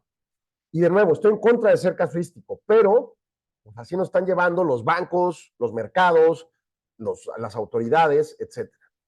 Y bueno, les voy a enseñar entonces el de ANADE rápidamente. Ahí están viendo el PDF, tiene amarillo, dice hasta arriba, objeto social de ANADE sección Chihuahua. Así como vimos la narrativa de los diferentes capítulos y cosas que traen, pues bueno, está el artículo 4, que es el objeto social, ¿no? Bien, cláusulas de las actividades. ¿Qué hacemos en ANADE? Impulsar, promover, desarrollar, y empezamos con los sinónimos, ¿no? Parecemos Adela Micha dando sinónimos. Y entonces, ayudar al intercambio de datos, información, experiencias, conocimientos, métodos jurídicos y técnicas acerca de las funciones y prácticas que están sujetos los abogados al servicio de las empresas. O sea, somos abogados que servimos empresas. Y nuestro objetivo es promover datos, información, métodos jurídicos y técnicas en esta tesitura. Creo que podría ser más sencillo, bueno, pero es lo que es. 2, sostener una organización libre que coordine, distribuya e informe a todos sus miembros los métodos, técnicas y prácticas mencionados en el párrafo anterior, incluyendo la difusión de actividades de servicio social inherentes a la especialidad de abogado de empresa, como esta actividad, dar pláticas de estos temas, ¿no? Las organizaciones que atendemos a los beneficiarios en centros educativos, estamos obligados a presentar al REPSE. Yo digo que depende. Es un tema que tenemos que evaluar en función de cómo es el cruce de los recursos. Porque si esa organización no cobra el servicio al cliente donde es el centro de trabajo donde presta el servicio, pues no hay un CFDI que deducir ni que acreditar su IVA y por lo tanto no hay una relación comercial sujeta a proveedores de servicios especializados. Si el dinero lo recibe de terceros, pues en todo caso nada más hay que comprobar que esos empleados que están ahí sí tienen seguridad social plenamente reconocida, pero ciertamente de manera directa no es un proveedor. Fomentar el cumplimiento de normas éticas y profesionales entre los abogados, el servicio de las empresas, promoviendo una clara vocación de servicio hacia estas. Coadyuvar la superación moral, intelectual y social de los miembros, abogados en general, pasantes, estudiantes de derecho, servidores públicos, realizando acciones para promover y difundir valores, principios de responsabilidad social, etcétera, etcétera. Pugnar por acercamientos con otras autoridades, para resolver o dictaminar problemas jurídicos. Nos hemos metido ahorita mucho en emitir posicionamientos y acercarnos a los senadores y legisladores para expresarles nuestras ideas sobre la reforma constitucional. Coadyuvar a nivel consultivo a otros organismos intermedios. Ahorita tenemos coalición con Coparmex, con CCE, con Canaco, con Desarrollo Económico, pues es a lo que voy ahorita, etcétera, etcétera, ¿no? Coadyuvar a nivel consultivo a autoridades y a instituciones educativas para fomentar ciertas materias del derecho. Tenemos coalición con la UACH, con la Autónoma de Juárez, allá en la ciudad de Chihuahua con el TEC de Monterrey, aquí estamos tras el TEC Milenio, etcétera, ¿no? Organizar a nivel interno y externo cursos y mesas redondas, seminarios y sesiones. Como ven, son puras cosas que hablan de cómo capacitarnos mejor y cómo dar ese conocimiento a los demás, ¿no? Ahora, restrictivas. La asociación no puede tener finalidades políticas ni religiosas, ni podrán sus asociados, a nombre de la asociación, intervenir en actividades de proselitismo político. Yo sí tengo asociados que se fueron a las campañas, pero no en nombre de la NADE, ¿sí? Y yo como presidente fui el primero que dije, no me puedo meter en nada de eso por ningún motivo. Incluso no recibimos candidatos precisamente para evitar esos temas, ¿no? Cláusulas genéricas. Puedo contratar y capacitar personal, puedo gestionar a autoridades competentes los permisos que necesite para ejercer, puedo adquirir, enajenar, arrendar, importar bienes, muebles e inmuebles para ejercer mi función, puedo garantizar por cualquier medio legal obligaciones, no sé, si me piden que firme un pagaré para voy a ocupar el centro de convenciones, lo que sea, emitir o suscribir títulos de crédito, promover actividades conjuntas con otras asociaciones, etcétera. Son genéricas, ¿no? Son estándar casi en cualquier tipo de asociación. Y bueno, finalmente, conclusiones. 1. Asimilar el tipo de persona moral de la que se trata y analizar cuáles son las regulaciones competentes a esa actividad específica, a ese fin que queremos perseguir. Elegir el fin general frente a un fin muy específico para comprender precisamente esa noción jerárquica de pirámide y entonces ir desglosando. De nuevo, vamos a hacer una asociación civil contra el cáncer. Muy bien. Ahora, ¿qué vas a hacer contra el cáncer? ¿Vas a curarlo? ¿Vas a conseguir dinero para que lo cure a alguien? ¿Vas a conseguir medios para que alguien lo atienda? ¿O vas a dar atención psicológica y apoyo moral a quien tenga el cáncer? O sea, son diferentes formas de ir en contra del cáncer. Entonces, pues esa es una perspectiva de fin general a fin específico. Saber que el consejo, y por ahí vi una pregunta para arriba, se me olvidó contestarla, del patronato, la plena responsabilidad, el consejo directivo, la plena responsabilidad, sí. O sea, tienen que entender que algo irregularmente cometido que se sancione por ley con cárcel puede llevar a la cárcel a alguien que comete irregularidades dentro de la asociación civil. Entonces, no es así como que, ay, no, yo no lo hice. No, aguas, aguas. En materia laboral, cada vez se va robusteciendo más la temática para convertirse en norma oficial mexicana, la que hoy en día es opcional, la norma 25, la norma contra el acoso. En 1, 2, 3 años máximo seguramente será una obligatoriedad. Y el que a un empleado o empleada lo acosen sexualmente bajo el nivel de mi asociación civil o empresa, me puede meter en conflictos a mí como representante. O sea, a ese grado de responsabilidad tenemos. Vean la norma 35, extiende a gran responsabilidad al patrón sobre lo que le pasen los riesgos psicosociales del empleado. Pues ya con la extensión a acoso sexual, pues peor. Comprender cuáles son los vínculos y actos de autoridad posibles. Oye, si yo no soy donataria autorizada, pues me vale ese escrito. Sí, no hay problema. El escrito sí recomienda cómo debes de narrar tus estatutos, porque al final del día tienes que reportar impuestos. No eres, como asociación civil en principio, no eres sujeta al impuesto sobre la renta, pero te pueden revisar.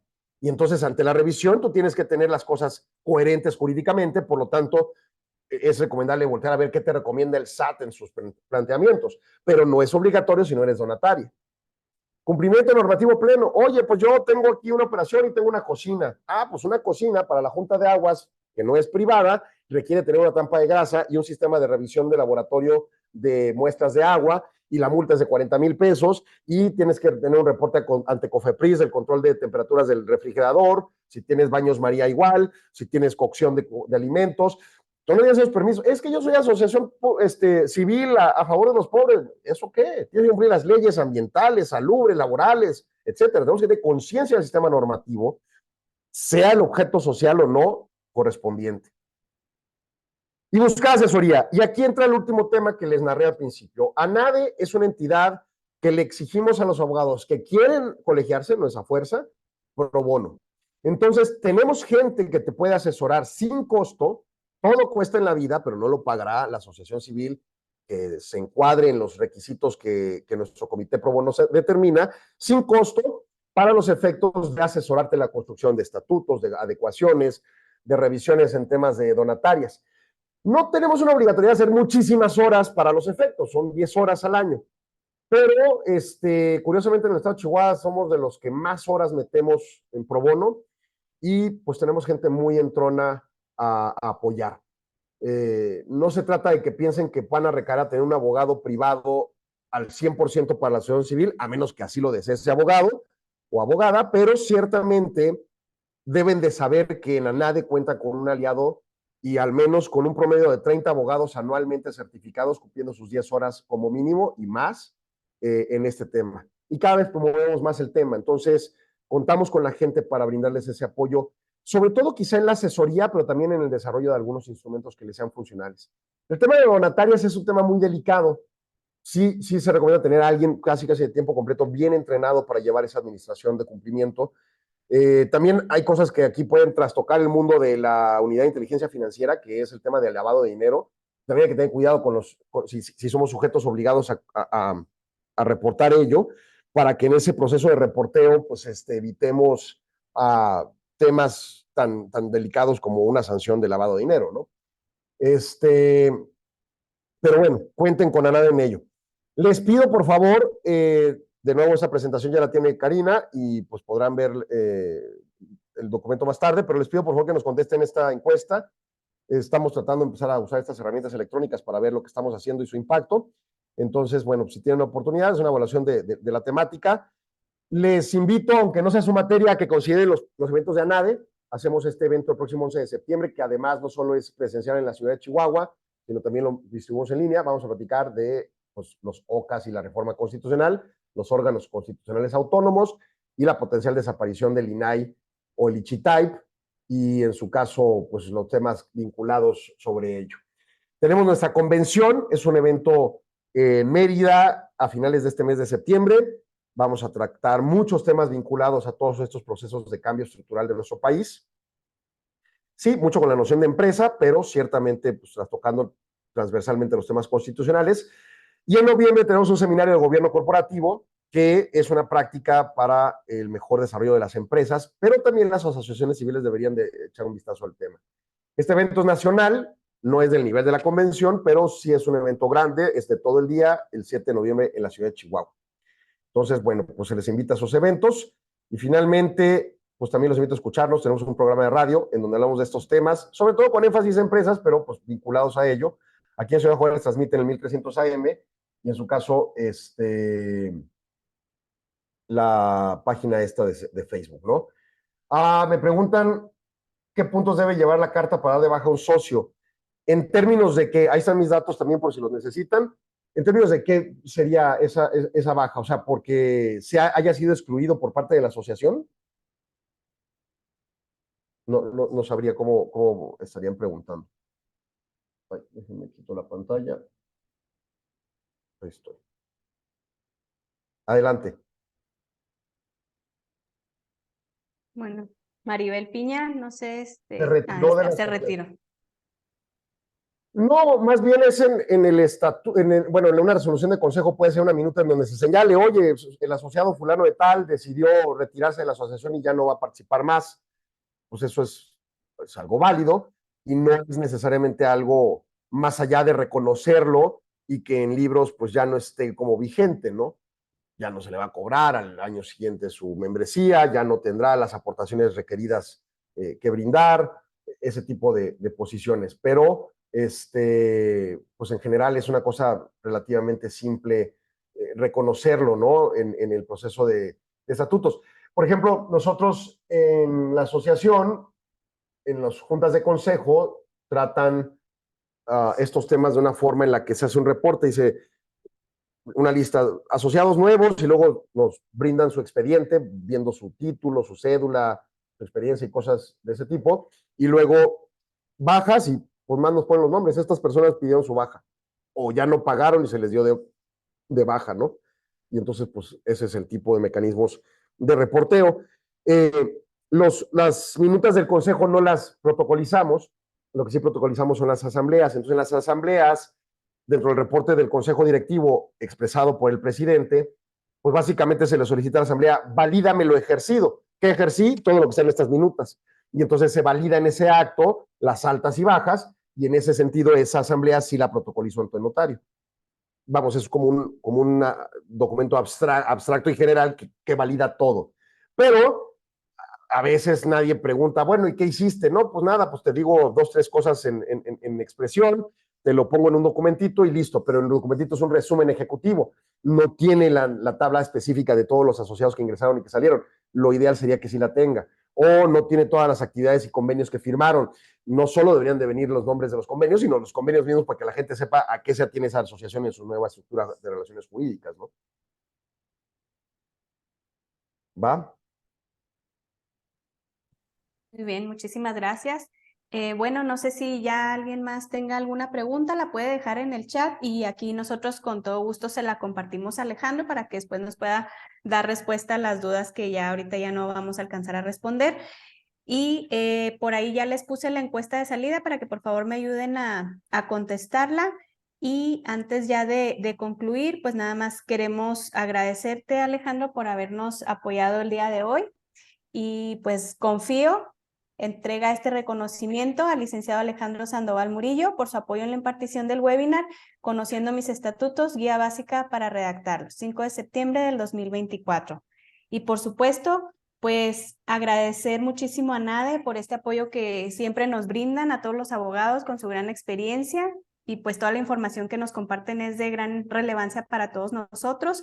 Quien desee tener alguna asesoría, por favor, contáctenos y con todo gusto nosotros los vamos a canalizar con un abogado de ANADE. La presentación se las vamos a hacer llegar y ahí vienen los datos de Alejandro. Para los que no alcanzaron ahorita a tomar nota, nada más denme oportunidad de enviarles yo el correo junto con la grabación de aquí del webinar y la presentación que ya me compartió Alejandro, ¿sí?